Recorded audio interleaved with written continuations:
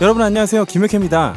1984년 공개되고 1989년에 속편이 등장한 이후 지금까지도 사랑받고 있는 영화 고스트버스터즈, 그 시리즈의 대망의 속편 고스트버스터즈 애프터 라이프가 2020년에 개봉을 앞두고 있었으나 2021년으로 공개 일정이 미뤄졌죠. 아무튼 30년의 시간을 달려 모습을 드러낼 이 영화가 과연 고스트버스터즈의 유산을 제대로 계승했을지 지금 바로 김효케와 미리 보기 해보시죠.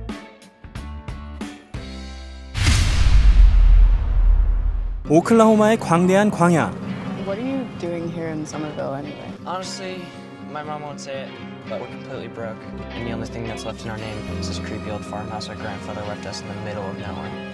트레버는 이렇게 이야기하고 있는데요. 퇴거 명령에 따라서 살고 있던 집에서 쫓겨난 것 같고요. 트레버의 여동생 피비는 과학을 좋아하는 영재, 오빠인 트레버는 기묘한 이야기의 핀 울프하르트가 맡았는데요. 느끼셨을 테지만 애들 참 빨리 크죠. Why'd you bring me up here? Entertainment value? 그 순간 땅이 크게 흔들리고 수직갱도 아래 녹색으로 빛나는 수수께끼의 연기가 분출. A town that isn't anywhere near a tectonic plate, that has no fault lines, no fracking, no loud music even, is shaking on a daily basis. 라고 피비에게 말하고 있는 사람은 현지에 수상한 괴짜 과학 선생님 그루버슨인데요. 앤트맨의 폴러드가 연기를 합니다. 예전 김효케의 뉴욕 영상으로 직접 고스트버스터즈의 소방서까지 가서 폴러드의 출연을 알려드렸었죠. 그루버슨 선생님 말에 따르면 허구한 날 정체불명의 지진이 서머빌에 발생하고 있는 것, 집안에 이렇게 책이 탑처럼 쌓여있는 걸 보시면 1편에서의 이 장면이 생각이 나실 텐데요. 할아버지가 남긴 집은 범상치 않은 공간인 것 같습니다. 그러던 어느 날 피비가 바닥에 있는 수수께끼의 퍼즐을 풀고 락을 해제하는 데 성공. 거기서 찾은 것은 어디선가 본 적이 있는 기계죠. Killer replica. A replica of what? A ghost trap? 과거의 작품을 보셨다면 알 수 있는 유령 포획 장치 고스트 트랩. 그루버스는 피비에게 1980년대에 뉴욕에서 활약했던 고스트버스터즈가 나온 뉴스 영상을 보여줍니다. 그리고 어떻게 손에 넣었는지 모를 고스트버스터즈의 유령 감지 장치 PKE 미터를 들고 농장의 외딴 오두막으로 향하는 피비. 그곳에는 수수께끼의 연구시설이 있었고 대량의 표본을 모아놓은 샬레, 책상 위에는 프로톤팩이 놓여 있습니다. 이건 레플리카가 아니었던 거죠. Who are you? 고스트버스터즈의 점프슈트를 젖히자 나오는 것은 스팽글러라는 이름. 과거 고스트버스터즈의 브레인, 이곤 스팽글러를 의미하는 것이죠. 그리고 피비의 곱슬머리와 안경, 할아버지의 유산, 편집증적으로 모아놓은 표본과 연구시설의 단서, 그리고 이 예고편에서 그 어떤 멤버도 아닌 이곤 스팽글러의 이름을 짧은 시간 노출했다는 것은 피비가 이곤의 손녀딸임을 암시할 수 있게 해주는 대목이죠. 피비가 향하고 있는 이 샨도르 채굴 회사의 광산에도 묘한 연결점이 있습니다. 샨도르라는 이름은 예전 영화에서도 언급이 되었었죠. 샨도르는 건축가이자 의사로 죽은 이후에 유령이 되었고, 그가 소유했던 샨도르 광산은 1편에서 죽은 자가 나타났던 아파트 건축에 사용된 광석을 파고 있던 장소였습니다. 또한 트레버가 발견한 것은 먼지 가득한 커버에 덮인 거대한 물체. 피비의 주위에선 이상한 일들이 벌어지고요. 포드 V 페라리의 헨리 포드 2세역 트레이시 레츠가 작은 배역으로 출연합니다. 남매의 엄마를 연기하는 캐리 쿤이 트레이시 레츠의 실제 부인이기도 한데요. 자기가 이 영화에서 작은 역할을 맡았다는 걸 토크쇼에서 말한 적이 있었습니다. 수수께끼의 연기로 스쿨버스의 유리창이 산산조각, 불길 같은 이상한 빛에 비춰지는 피비. 데모고르건은 아니고요. 왠지 1편에 나왔던 테러독이 재등장하는 것은 아닐까 싶네요. 이 너덜너덜한 오두막에 잠들어 있던 것은 바로 고스트버스터즈의 출동 차량인 엑토1. 이 차의 뒷좌석에 프로톤팩을 메고 탑승한 피비. 빔을 쏘면서 엑토1은 거리를 폭주합니다.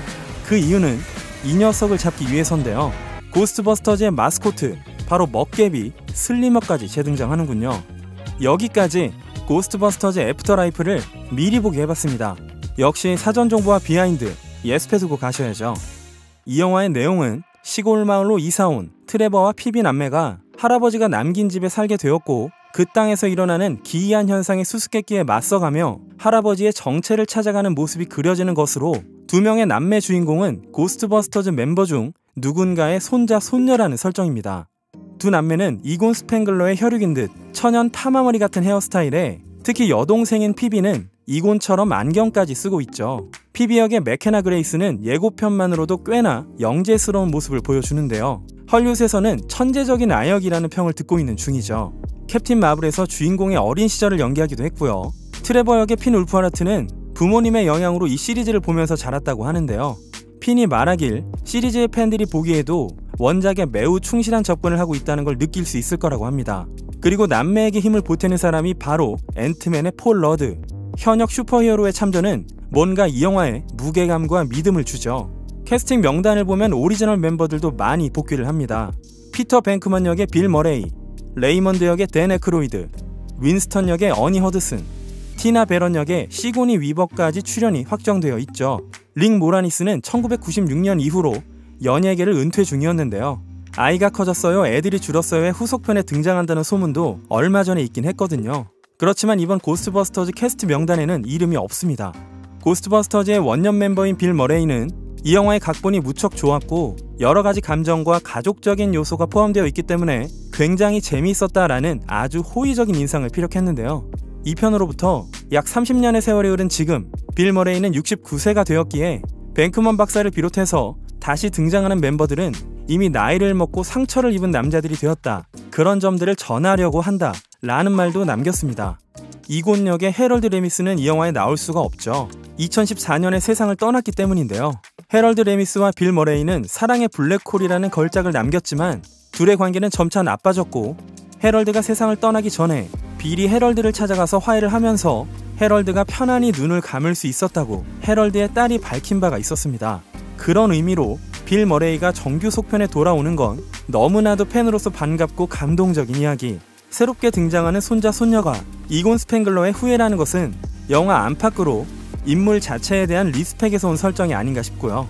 빌 머레이의 인터뷰를 더 참고해보면 그가 직접 프로톤팩을 짊어지는 장면이 있기도 한 것 같습니다. 젊을 때보다 이게 굉장히 무겁게 느껴졌고 메고 있기만 해도 허리가 굽혀졌는데 오래 메고 있기까지 했다면서 농담 섞인 이야기를 했죠. 빌 머레이를 포함한 오리지널 멤버들은 촬영 현장에서 새롭게 시리즈에 출연하는 후배들에게 OGB, 오리지널 고스트버스터즈라고 불렸다고 해요. 그 다음은 살짝 매니악한 주제긴 한데요. 흥미로워서 좀 소개를 해볼까 합니다. 고스트버스터즈 1편에 등장한 차량은 엑토 1, 2편에 등장한 차량은 엑토 1A인데요. 1959년식 사각진 캐딜락 밀러 메테오를 베이스로 한 이 차량이 2편에서 이어지는 엑토 1A가 아닌 왜 엑토 1인 걸까요? 엑토 1A는 엑토 1을 업그레이드한 버전으로 차량 옆면의 스트라이프 데칼이라든지 차 지붕에 추가된 장비들도 분명한 차이들이 있는데요. 애프터라이프의 예고편에 등장한 차량은 그렇지가 않죠. 사실 고스트버스터즈에 쓰였던 이 차량은 총 3가지 버전이 있었습니다.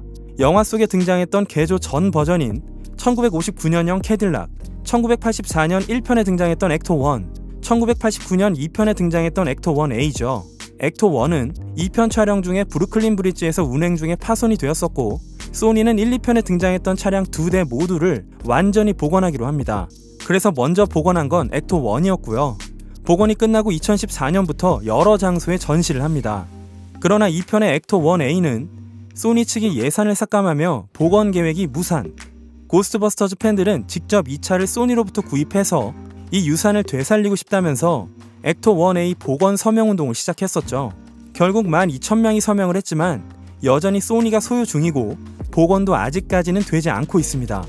엑토 1은 과거의 유산으로서 전시 중, 엑토 1A는 복원이 되지도 않은 데다 애써 복원을 한 과거의 원조 차량 엑토 1을 다시 영화 속에서 사용할 수는 없었을 것이기에 이번 영화에서 등장하는 차량은 완전히 다시 제작한 것이라는 추측도 있는데요. 일반적으로 영화 속의 차량을 딱 한 대만 만들어서 촬영하진 않죠.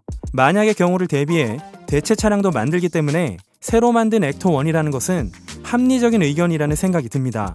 그렇다면 왜 엑토 1A로 다시 만들지 않았냐는 물음에 팬들은 2편을 건너뛰고 1편에서 연결되는 것이 아니냐, 2편은 그냥 제낀 거다 라는 주장도 있습니다. 이건 역시 영화를 직접 봐야 알 수 있겠죠.